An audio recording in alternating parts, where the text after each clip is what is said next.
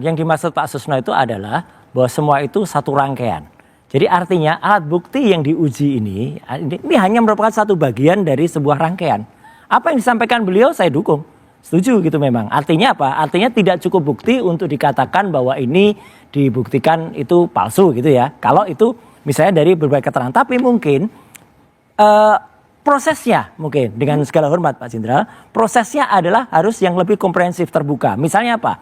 Kalau yang kemudian lapor itu adalah TPUA, harusnya juga TPUA itu menurut aturannya itu mendapatkan laporan dia. Kalau sekarang kan kita bisa lihat di website, laporan sampai mana, orang-orang yang didatangi oleh Bareskrim itu siapa saja. Jangan-jangan yang didatangi itu adalah memang hanya circle-circle-nya, ya atau katakanlah gerombolannya atau ternaknya. Tapi kan sudah diungkap, ada tintanya, kemudian diperiksa, Belum, itu baru definisi. Yang itu pun sudah beberapa waktu yang lalu saya kasih arahan, ya gitu, atau saya kasih kisi-kisi. Kenapa Mbak? Dulu kebetulan Pak Susno mungkin juga ingat, saya dulu juga pernah membantu bukan di Puslapfor, tapi di Pusiden namanya. Ya, Pusat Identifikasi di Mabes Polri dulu ada gitu. Artinya kita kalau mengidentifikasi itu ada tahap-tahapannya. Bagaimanapun juga ini kita hormati. Saya menghormati, tapi akan lebih baik lagi kalau ke depan Mabes Polri itu lebih transparan, lebih komprehensif. Salah satu contoh saja. Misalnya menyelidiki satu lembar gitu ya. Entah itu dikatakan lembar deskripsi atau ijazah. Kemudian katanya diraba. Kemudian diraba tintanya itu katanya dari mesin cetak tekan gitu ya, hand press gitu. Terus kemudian dirasakan. Jadi ini hasilnya bukan hasil laboratorium tapi hasil perasaan, Mbak. Jadi hanya dirasakan, sayang gitu loh. Udah punya alat-alat canggih, harusnya pakai itu. Nah, tanggapannya Pak Susno ini kata Mas Roy bilang ini sebenarnya pakai perasaan nih kayaknya nih para penyelidiknya.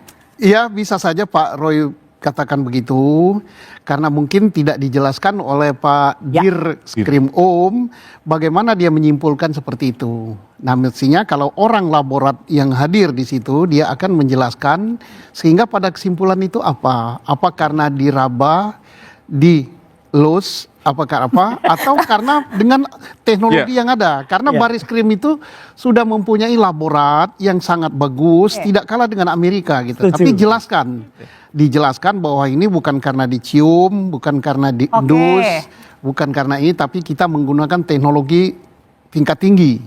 Dan pada kesempatan ini saya katakan bahwa negara lain banyak belajar dari Indonesia. Kita punya laborat yang bagus dan punya sekolah penyidik yang bagus yang berada di Semarang yang namanya GSILEK. GSILEK Bapak? Ya, GSILEK pernah situ kan, jangan-jangan ngajar Anda.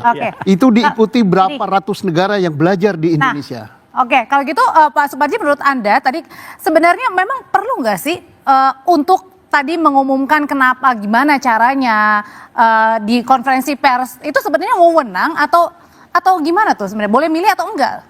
Ya, pertama bahwa Lab4 itu bukan alat bukti, itu cara mencari alat bukti. Bahwa alat bukti itu ya saksi, surat, petunjuk, kemudian ahli, dan kemudian kalau dalam persidangan adalah keterangan terdakwa kan itu. Jadi kalau kemudian menyandarkan hanya pada Lab4, hanya kemudian menyimpulkan ini adalah asli atau tidak asli, saya kira terlalu prematur. Tetapi kemudian kan yang disampaikan ini adalah identik dan non-identik. Dan itulah memang konsekuensi dari sebuah Lab4 dalam konteks menguji terhadap sebuah data yang diduga palsu atau tidak palsu. Kalau pertanyaannya, apakah kemudian menjadi penting untuk adanya konferensi pers? Saya kira bagian dari sebuah transparansi, bagian dari sebuah respon yang cepat. Dan harapannya pada kasus-kasus yang lain pun juga begitu. Tetapi yang terpenting adalah bagaimana menjamin presisinya, akurasinya, sehingga kemudian trust, kredibilitas. Jadi artinya ini adalah masih terlalu dini untuk menentukan begitu? Ya, memang belum bisa ditentukan asli tidak asli, kemudian hanya mengatakan adalah identik dan tidak identik. Dan kemudian disimpulkan tidak adanya peristiwa pidana, tidak adanya tindak pidana, sehingga perkara tidak dinaikkan pada tahap penyidikan, berhenti pada penyelidikan tadi itu. Mas Yakub, ini katanya terlalu prematur, terlalu dini kalau ini ditentukan ini ijazah asli atau enggak nih Pak Jokowi? Iya Mbak Audrey, tentunya kan sekarang ada pergeseran narasi seakan-akan bahwa kata-katanya harusnya adalah autentikasi, bukan identik gitu. Harusnya otentik bukan identik. Tentunya Polri memiliki sudah prosedur dalam labnya, dan Puslapfor itu selalu mengeluarkan kalau hasil itu memang identik atau tidak identik. Produknya Maksud itu saja. Gitu. Jadi tapi kan Polri tentunya pada saat melakukan penyelidikan melihat ini semuanya perkaranya secara keseluruhan. Diperiksa kemarin kalau saya tidak salah dengar 39 saksi ya kalau nggak salah ya. Kemudian ada 51 dokumen dari UGM yang diperiksa. Kemudian sampai lembar berita acara ujiannya pun diperiksa. Kemudian ada teman-temannya juga yang diperiksa. Kemudian ada juga foto-fotonya diperiksa. Jadi tentunya penyelidik ini melihatnya secara keseluruhan. Jadi dari itu semua dapat dikonkludkanlah bahwa ijazahnya ini ijazah yang sah. Oleh karena itu tidak terbuktilah adanya pemalsuan atau ijazah yang palsu. Oleh karena itu dihentikan.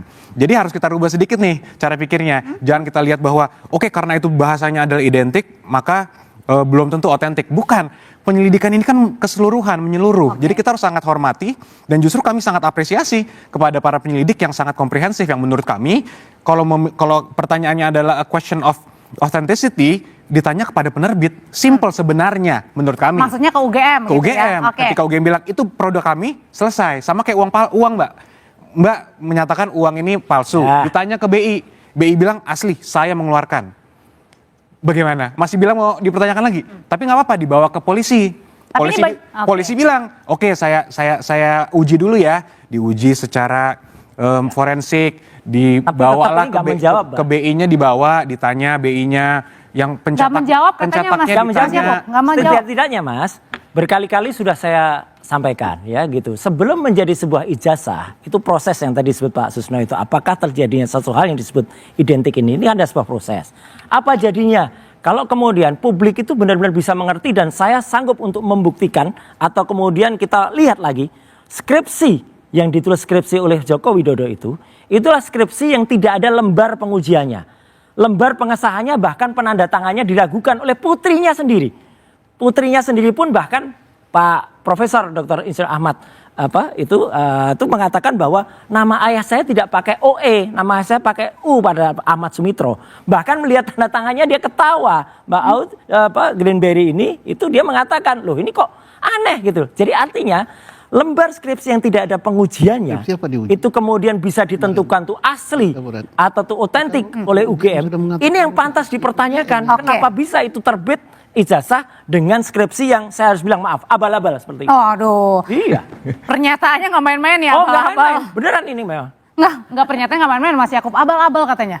Ya itu kan semua opini Mas Troy ya. Kita ya Fakta hormati dan silahkan. Tentunya kan penyelidik kemarin sudah memberikan penjelasan yang sangat komprehensif. Skripsinya diperiksa, ditanya juga kepada teman-temannya, dosennya semua. Dan ini semua kan sudah jelas, ini kan kita negara hukum Mbak. Kita tidak bisa hanya menggunakan opini, narasi. Jadi kan kalau itu semua mungkin akan lebih berimbang gitu. Gimana, sempurnanya kemarin itu dua-duanya dihadirkan sebagai saksi pelapor kan gitu loh. Sehingga kemudian tidak ada kecurigaan, terbangun sebuah kepercayaan. Itu yang kemudian jadi pertanyaan. Kenapa kemudian dianggap satu pihak tadi Mas Roy? Seharusnya memang kedua belah pihak saksi pelapor dihadirkan untuk memberikan keterangan klarifikasi juga. Ini yang kemudian menjadi pertanyaannya di situ. Ya, kalau saya tidak salah dengar, pelapor juga diundang untuk memberikan. Tentunya kan ketika membuat laporan, pelapor kan harus memberikan dong tuduhannya apa sih, keterangannya silakan dong. Kenapa palsu, buktinya mana, itu kan. Itu Mas, harusnya begitu. Dan tentunya diundang 2 kali, ternyata tidak hadir juga. Benar begitu Mas Roy? Saya sih bukan bagian dari TPUA, bukan pelapor, tetapi saya hanya diminta oleh TPUA waktu itu untuk kemudian menjadi ahli pada saatnya. Jadi ketika kemudian kemarin yang saya dengar sampai dengan hari ini, saya belum dengar bahwa pelapor itu atau TPUA dalam hal ini Bang Egy Sujana ya. Ya itu menyatakan dia diundang. Bahkan dia mengatakan kaget ketika mengetahui, wah tiba-tiba Barreskrim udah jualan Tapi cepat. tadi kata Mas Yakub bilang udah 2 kali nggak datang. Bukan kata saya Mbak, itu statement resmi dari Barreskrim. Saya kira ini perlu disampaikan nanti kalau Barreskrim juga tidak diuji loh ya. Beliau nanti akan ada juga yang menguji apakah Kompolnas atau apa nanti ketika diperiksa. Apakah benar prosedur itu jalan dengan semestinya atau kemudian tidak presisi. Itu kan penting banget. Ya, oke. Yang perlu saya sampaikan mungkin Mbak Ode di sini, mungkin agak kurang baik kalau kita membangun narasi seakan-akan ada ketidakpercayaan kepada Polri. Kenapa saya bilang begini? Karena kan tentunya pihak pelapor juga melapor kepada Polri. Mereka datang ke polisi bilang dipercaya di situ bahwa tolong diusut, tolong dicari bukti-buktinya. Walaupun menurut kami dari awal sebenarnya laporannya tidak berdasar karena bukti-buktinya tidak cukup dari awal. Itu sebenarnya. Mungkin juga sudah masuk sudah kadaluarsa juga kali ya. Tapi Justru itu, Tapi Mas, tetap, justru kami cinta kepada polisi. Waktu itu juga kami bilang, sebentar, sebelum teman-teman ini kemudian menarasikan tidak percaya, saya selalu menarasikan bahwa saya menghormati kepolisian.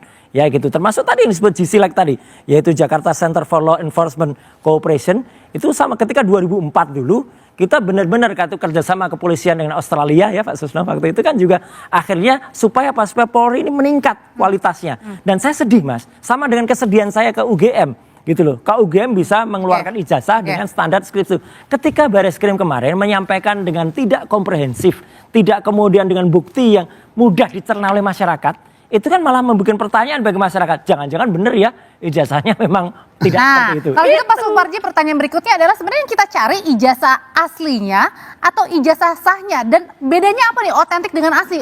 Publik luar bertanya-tanya. Ya, pertama kan Kita bukan yang menjadi otentik, perdebatan itu ini kan sah tidak, ijazahnya ini asli atau palsu kan. Oke. Nah tentunya untuk Kalau asli mengukur palsu, berarti asli ada atau dua palsu ijazah, itu kan mana yang asli, dilihat dari mana siapa yang punya kewenangan untuk mengeluarkan tentang itu. Ya. Maka dari sini sebetulnya yang harus diuji adalah apakah lembaga yang mengeluarkan tadi itu memang mengeluarkan secara sah atau tidak. UGM ya maksudnya. UGM terutama. Dan Pak Jokowi kan bagian dari penggunanya. Maka untuk itu sebetulnya menjadi sangat penting Pak. adalah bagaimana UGM memberikan Hadir keterbukaan juga. informasi, dihadirkan.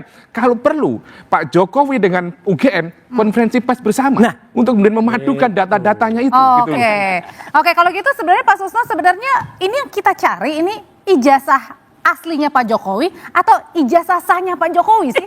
Jadi kita ini berbicara kadang-kadang mencari asli atau palsu. Kalau asli atau palsu berarti yang ini asli, yang ini palsu. Maka kita bandingkan. Sekarang yang paling penting itu adalah apakah ijazah yang dipegang Pak Jokowi itu sah apa tidak. Nah, untuk mengetahui sah apa tidak itu adalah institusi yang mengeluarkan, yang paling berwenang memberikan penilaian. Tetapi tidak cukup itu saja. Kalau institusinya mengatakan ya betul itu produk kami terdaftar, ya kami yang mengeluarkan, maka Polri selaku penyidik tidak cukup itu. Dibuktikan prosesnya itu benar apa tidak. Nah, prosesnya itu apa? Mulai dari pendaftaran. Apakah Pak Jokowi betul mahasiswa UGM apa tidak pada tahun 80? Ya. Dulu kalau nggak salah belum ada Sepenmaru, Oke. tapi ada Skalu, Bapak. sekretariat dan bersama. Skasu. Ya. Ada 10 university yang terkenal, misalnya UGM, UI, Undip dan sebagainya. Dilihat saja di koran daerah karena dulu belum ada HP ya. Ya. Jadi artinya Pak Susno? Di koran daerah itu namanya Kedaulatan Rakyat atau Bernas, koran Jogja. karena saya pernah di Jogja juga ya. Ada nggak nama Pak Jokowi diumumkan Sebagai di koran mahasiswa baru. daerah, Ya. lulus diterima sebagai mahasiswa Fakultas Kehutanan tahun 1980. Oke, jadi kalau gitu pertanyaannya berikutnya. Salah satu ya. Salah satu. Setelah itu baru dilihat di buku Indo dan sebagainya dan sebagainya. Nah, kembali kepada apa yang kita perdebatkan malam ini, mestinya yang diumumkan itu, dan saya yakin ya, saya yakin Bareskrim sudah on the track, dia sudah memeriksa saksi, memeriksa segala macam, baru pada kesimpulan ijazah ini sah. Oke.